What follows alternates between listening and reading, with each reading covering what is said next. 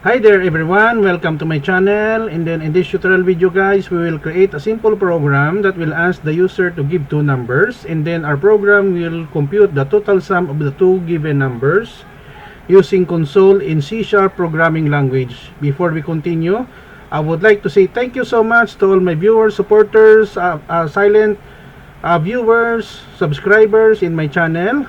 Thank you for watching my videos. You're leaving your comments, likes, suggestions, recommendation.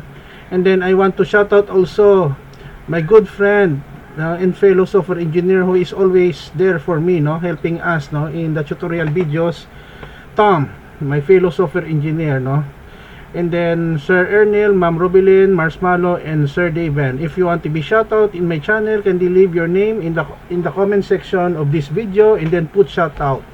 So let's get started. I'm using Visual C# 2010 Express Edition. Okay, so we have here three variables: int, a, b, and sum, integer. So we have here the title, sum of two numbers using C# console. We have your new line, and then in this line of code we are asking enter the first number that will be stored in our variable a, convert into 32. So normally the console red line is a string, so there is a conversion into 32.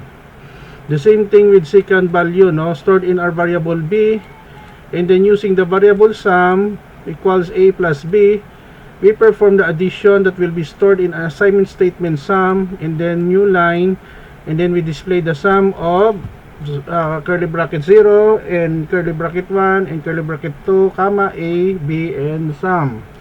And then end of program that informs the user that the program has been ended, and console red line, which allows us to display the output on the screen without termination.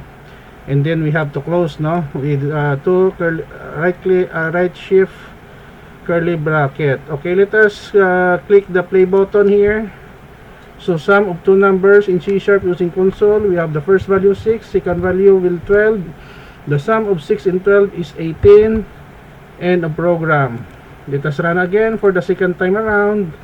First value 32, second value 49.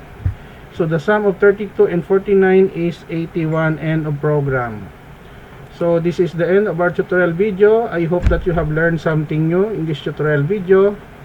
I will put a link in the video description if you want to download the complete source code for free in this tutorial video, sum of two numbers in C# using console. Thank you so much for watching guys. Don't forget to like, share, and please support my channel guys by clicking the subscribe button. See you in the next video tutorial guys. This is your friend Jake saying bye bye for now.